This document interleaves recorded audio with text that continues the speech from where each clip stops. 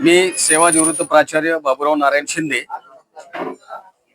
हे आज या ठिकाणी जे शिबिराचं आयोजन केलेलं आहे ते व्हॉइस ऑफ मीडिया, शिवनिरंजन सेवा प्रतिष्ठान, नाथपंथी डवरी गोसावी भटके समाज, भीमराव दादा इंगोले, शिवनिरंजन सेवा प्रतिष्ठानचे अध्यक्ष सन्माननीय सेवानिवृत्त वरिष्ठ पोलीस निरीक्षक सुदाम शिंदे साहेब यांच्या नेतृत्वातून या सर्व हा उपक्रमाचं आयोजन केलेलं आहे। प्रथमतः मी आपल्या भारत देशातील पहिले वृत्तपत्रकार श्री बाळशास्त्री जांभेकर यांना वंदन करतो। आणि दर्पण नावाचं वृत्तपत्र त्यांनी या ठिकाणी महाराष्ट्रामध्ये भारतामध्ये सुरू केलं। याच्या अगोदर बेंगॉल गॅझेट नावाचं वृत्तपत्र भारतामध्ये होतं आणि आता या नंतर दर्पण वृत्तपत्रामधून सर्व शोषित समाजाचे आवाज, उपेक्षितांचे आवाज आणि प्रबोधनाचं काम या दर्पण वृत्तपत्रामधून या ठिकाणी 1832 साली सुरू झालेलं होतं। ते आज तागायत वार्ताहर लोकांना, वर्तमानपत्रामध्ये काम करणाऱ्या रिपोर्टर लोकांना ती एक प्रकारची शक्ती आहे।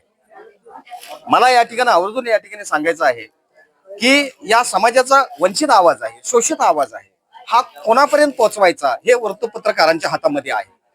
पृष्ठभाग तुम्हाला दिसतो चांगला, त्याच्यावरती खडबड काय असते तो तुम्ही दणका मारता, पण त्या वृत्तपत्राच्या पृष्ठभागाच्या पलीकडे काय आहे, म्हणजे समाजाच्या पलीकडे काय आहे, याची चाकुरीबद्ध या ठिकाणी देखभाल तुम्ही केली पाहिजे। आणि तुम्ही आरोग्य शिबिराचं आयोजन करण्यात आलेलं काय सांगता?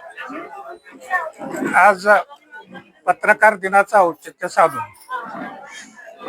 व्हॉइस ऑफ मीडिया, त्याचप्रमाणे नाथपंथी डवरी गोसावी भटके सेवा संस्था अंबरनाथ व शिवनिरंजन सेवा प्रतिष्ठान यांच्या संयुक्त विद्यमाने अंबरनाथ शहरामध्ये प्रथमच मोठ्या प्रमाणात आरोग्य शिबिराचं आयोजन केलेलं आहे। खरं तर आजच्या धावपळीच्या जीवनामध्ये आपल्याला कुठल्याही प्रकारचा व्यायाम करता येत नाही किंवा इतर काही जेवणाचं किंवा त्याच्यातून जे काही पौष्टिक द्रव्य मिळायला पाहिजे ती मिळत नाही।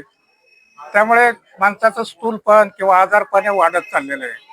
आणि संस्थेने जो हा उपक्रम घेतलेला आहे, खरं तर त्याचं कौतुक करावं तेवढं थोडंच आहे।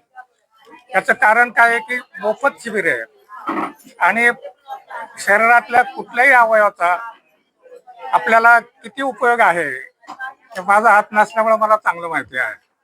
त्याच्यामुळे आपण सर्वच जण या ठिकाणी, पत्रकार मंडळी असतील, आमचे मित्र आहेत अरुण ठोंबरे आहेत, शिंदे सर आहेत, आमचे वरिष्ठ सुदाम शिंदे सर आहेत आणि माझे सहकारी भीमराव इंगोले आहेत, हे तर नेहमीच अग्रेसर असतात।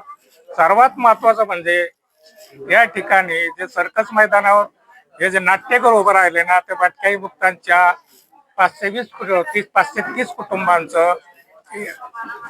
कुटुंबांना बेघर करून या ठिकाणी नाट्यगृह उभारलेलं आहे। आम्ही वेळोवेळी शासन, मुख्यमंत्री, उपमुख्यमंत्री स्तरीय आपण कार्यक्रम घेत असतो। व्हॉइस ऑफ मीडिया ही एक संस्था अशी आहे की देशातील नंबर 1 संघटना आहे। त्याच्यामध्ये इंटरनॅशनल फोरम आपण जे स्थापन केलंय त्याच्यामध्ये जवळजवळ 52 देशाच्या वरती ही संघटना पोहोचलेली आहे। आणि ही संघटना फक्त पत्रकारांच्या सेवेसाठी उपलब्ध असते, कारण आम्ही पंचसूत्रीवर काम करतो।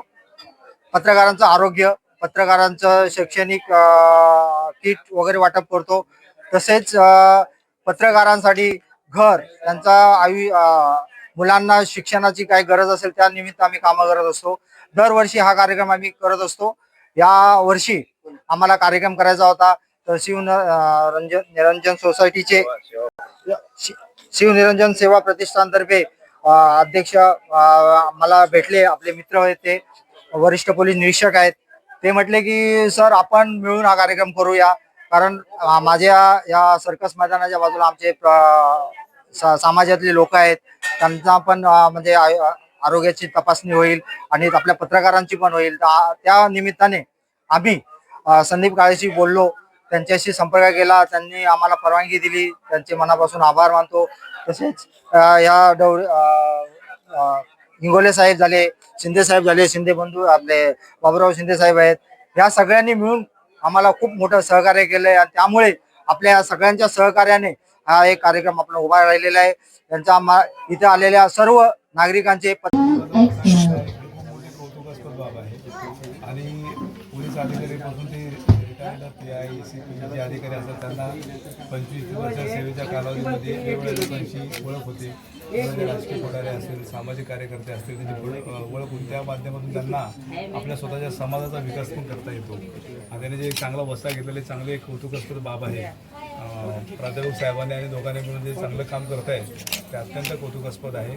त्यांना भावी